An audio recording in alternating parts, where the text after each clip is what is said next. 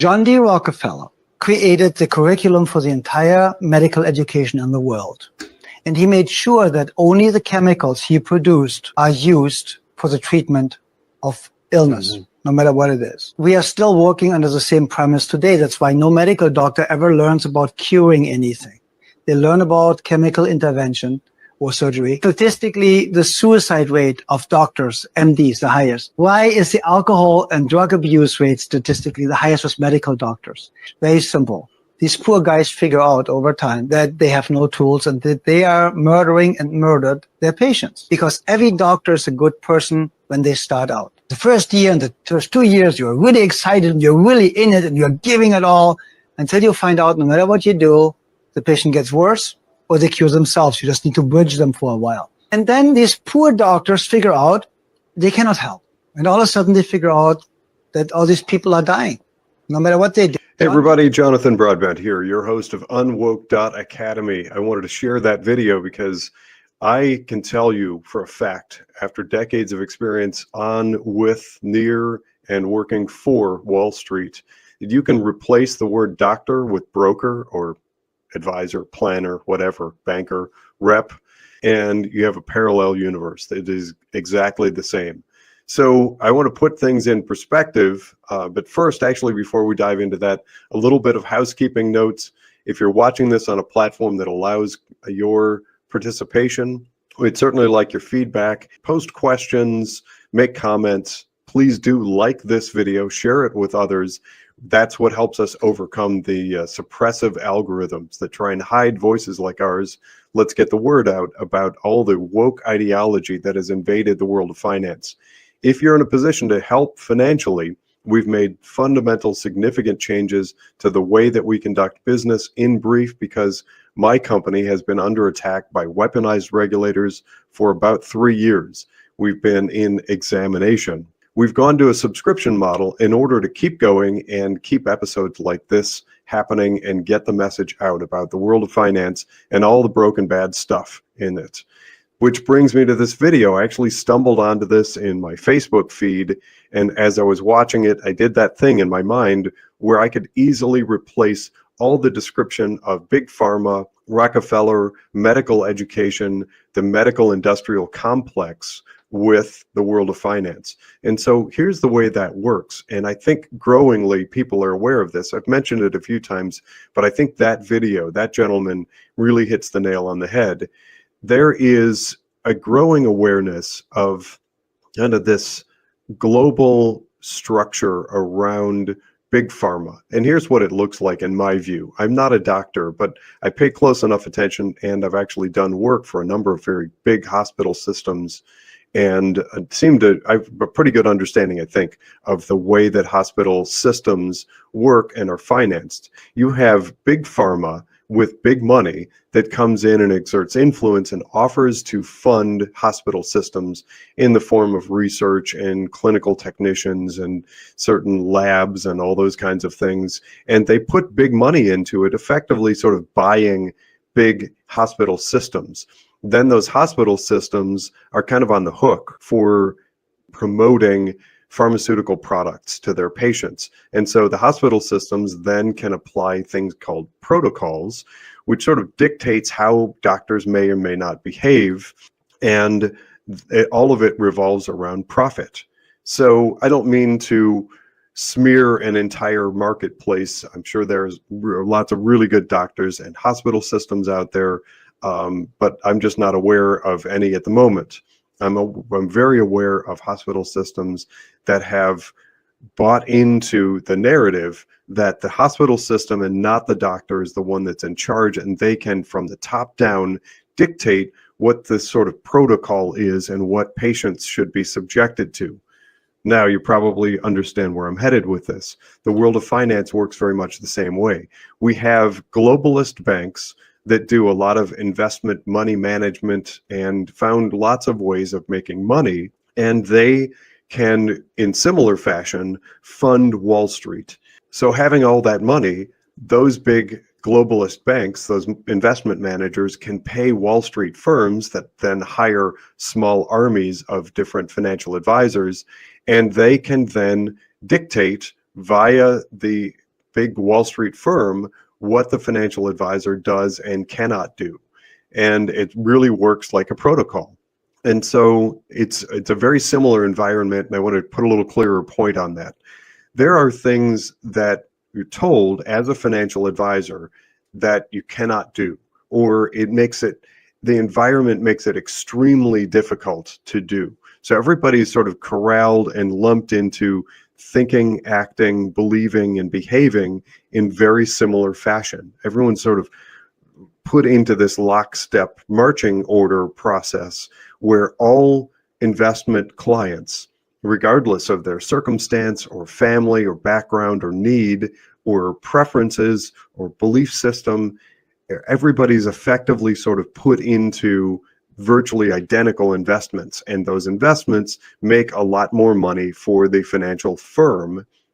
And of course, that is all predicated upon those globalist banks that offer things like mutual funds. So you start to get that parallel picture. Mutual funds, if you think of them like pharmaceutical products or different types of funds, there are lots of different types of investment vehicles. Those pooled investment vehicles work very much like giving prescriptions. And so it used to be the thing. Back in the day, there were, and I hate to say it because it is an area of the financial marketplace that has been successfully smeared and virtually destroyed, but stockbrokers used to do their own research. And stockbrokers actually used to be able to answer questions directly to their investment clients about how and why they were doing the investments they were. And there was some honor in that. They knew what was being invested in, why. They knew all kinds of detail about the financial picture of those companies that were being invested in. Well, enter the 1980s and 1990s, and that disappeared. It's virtually gone. So now what you have are financial advisors who are all peddling different, mostly mutual funds or things like them. And most of those mutual funds, as we've uncovered, ultimately all end up invested in virtually the exact same thing over and over again.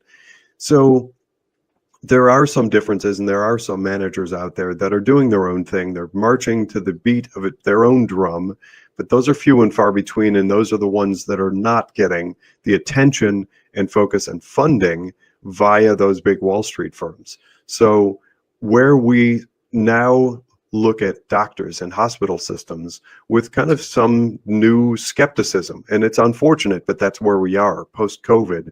We look at the behaviors of those doctors willing to just follow marching orders and follow these protocols that proved to be tremendously harmful. And they had blinders on and would not acknowledge or even consider alternatives like natural immunity, ivermectin, or hydroxychloroquine, those kinds of things, zinc, all those things that were proving to be interesting and compelling from a medical standpoint. Those doctors had been steered into a kind of an unquestioning environment where they wouldn't even consider those, many of them. Those that did got stomped on. I'm sorry to say it, but it was just a brutal environment for those doctors who questioned the narrative. And there again, it's very much like the world of finance. In the world of finance, there are big things that are pushed in many of the offices that I've been exposed to. There are regular recurring sales meetings. In fact, for 2 years at one of the firms that I worked with, I was mandated to go into these sales meetings every Wednesday morning. I had to be there at 7 to listen to people pitch me stuff at 7 o'clock in the morning every Wednesday, and it was required. And then there were a lot of lunches where people would talk about their thing. And it was pretty clearly known in that environment, the more successful you were at selling the latest thing, the more perks and money and benefits you got from the company, because the company was making more money. They liked the people who were making them big money. None of that has anything to do with paying attention to the needs and interests of the client. So I'm going to jump streams here for a moment because I keep coming back to this, at least in my mind, and hopefully it makes sense. We have these top-down corrupted systems where we can clearly see that the end product is devoid of value, or it is at least tremendously corrupted. And what we should expect is virtually non-existent. And another environment that works just that like that in that way is education. Our public school system within the United States is arguably one of the last place and most expensive in the world. It's gotten that way because we have a centralized, federalized system that dictates out to the states, that then dictate to the districts, and the districts then dictate to the teachers what they can and cannot do. So you have a lot of these environments where you have people with professional interests and they've gone through education, and I think overwhelmingly, maybe with the exception of the people that come out brainwashed into believing Marxist values, you get people that go into education, they become a doctor or they become a financial advisor with good intentions, and they know a lot and they learn a lot, and many of them are still interested and willing to read and study and deploy their own understanding of the world of investments, of medicine, of educational practices, and what works and what doesn't, and actually look at the outcome. But in an environment that is top-down corrupted, you're not allowed that. You're not afforded the opportunity to think for yourself. So while good teachers are being weeded out of education, and we have doctors whose licenses were either suspended or threatened because they thought for themselves during COVID, you also have an environment where financial advisors who ask questions about, for instance, the woke-a-doodle nature of whatever the underlying investments are, or bother to research what the fee structure actually is and how the money is ultimately being invested, those are frowned upon. So it is a fast-paced, high-turnover marketplace. In schools, they try to cram as many kids as possible with as little salary to teachers as possible, with zero accountability, and get rid of the good teachers willing to actually teach the subject at hand. And in pharmaceutical, you have the dictates that mandate which doctors are going to succeed and which ones get outed and jettisoned from the industrial medical complex. And in finance, you absolutely have an environment where the worst succeed the best. The people who are the most rubber stamping, unquestioning, are the ones who propel in that system. They excel. Those are the people that are going to get the bonuses, the extra money. They're going to be touted as the ultimate resource. They're going to be presented on magazine covers. I've seen it over and over and over again, where those are the people with the least amount of knowledge. And they, frankly, and I think some of them might even admit this, at least a few have admitted kind of privately through the years as I've talked to them and been the plan advisor working with other bank reps and insurance agents and those types. They don't want to know. I've had, for instance, lawyers who have told me that they have zero interest in an understanding of the marketplace where ERISA resides. So they might sort of follow dictates from organizations like the Department of Labor and the IRS and the Bureau of Labor and Statistics, and they just sort of shuffle paperwork along as fast as they can to get billable hours. Sorry, that's sort of a fourth analogy. But those systems, those are pillars of society that we should be able to rely on. We should know that we have a lawyer willing to go through the books and find precedent and actually press our case specific to our interests and the case at hand, and not simply rubber stamp something. And we should know when the kids go off on that yellow bus that they're being put in front of a teacher who has an interest in actually teaching that subject, and not babysitting and telling everybody to open up their tablet and stare at a screen and get brainwashed. And we should know that when we go in and meet with that doctor is actually going to pay attention and ask us questions about our dietary habits and our sleep patterns and stressors in our lives. And they're going to do the work of moving beyond the protocol. And in the financial world, I see it most specifically and egregiously in the administration of 401k plans. So that's near and dear to me because that's my area of expertise. That's where I came up and built my company, is actually called Plan Partners, because we focus on the administration of things like 401k plans. That's the company, by the way, that's been under attack by weaponized regulator for 3 years. But in those environments, there is a lot of room for crafting customized, really tailored answers to fight for really low fees with good services, but it's virtually non-existent. It almost never happens especially in the small plan marketplace. Those types of small plans, small employer retirement plans, are often egregiously overbilled, oversold, with very little service. It's just so frustrating. And those companies frequently take little or no responsibility for their actions. So they have these big, thick legalese documents that indemnify themselves and schlep off the responsibilities and any fiduciary liability onto the company unknowingly. And those companies incorrectly assume that the providers are actually responsible for the actions they take and the advice they give. Most often they aren't. They have indemnified themselves, and the company itself and those people exercising their best judgment on behalf of the employees of the company, those are the ones frequently that suffer in the event of an examination or a compliance audit or those sorts of things. Not to belabor a point, but those are systems that have been corrupted by pure profit objective, with no sight, no eye virtually at all to the end result. And now we have a society that's suffering because of it. We're unhealthy, uneducated, financially illiterate and unprepared. We have just horrible lack of retirement savings because all of those things have been siphoned off into profit taking, which is a really bad environment. But here's the good news.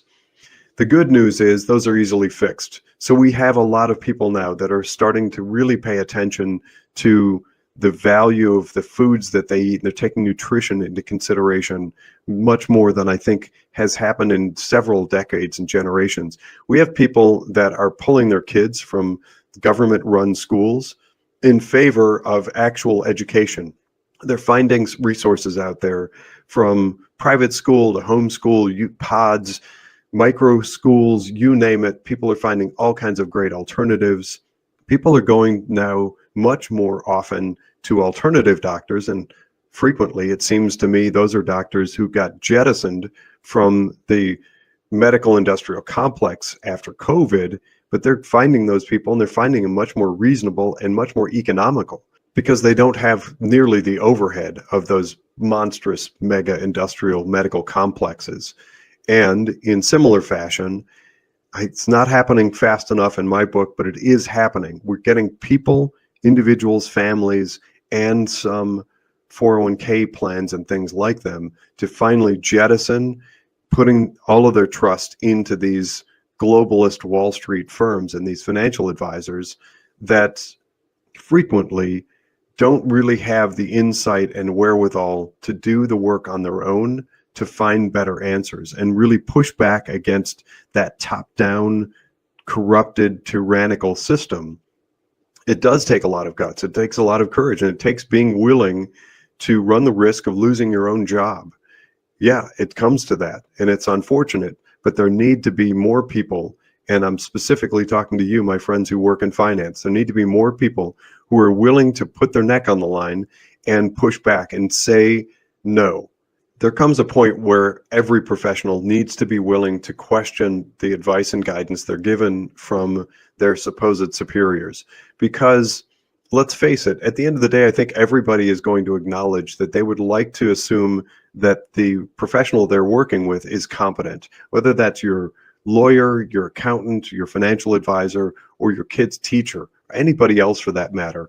If and when we find out that those are simply rubber stamping people who are following a protocol, that are following the edicts of a corrupted system, and the result is clearly identifiably broken and bad, that's the time you need to insist that that professional fight back. They need to fight on your behalf, because if they're not, you're going to end up in a really bad place. If you are able to help sponsor and support UnWoke.academy financially. We'd love to have you as a paid subscribing member. There are a couple little perks. Like, for instance, you might get some information a few days ahead of time. By the way, there's no obligation. We want to get this information out so that everybody has the opportunity to defund the woke. Remember our mantra, dis the globalist left. That stands for know where you donate, invest, and spend your money. We're going to help you get there. We've got lots of different paths, things that are set up. We've been diligently building parallel economy for years now, and it's really starting to take hold and turn itself into something really good. We'd love to have you along. If you cannot, no big deal. If you can't support us financially, please do support us by liking and sharing this content, and join the comments. Ask questions. Let's engage in a little dialogue here so that we know where we are and where we need to go to make a better future for ourselves. I'm Jonathan Broadbent. This has been another episode of UnWoke.academy. Thanks for listening.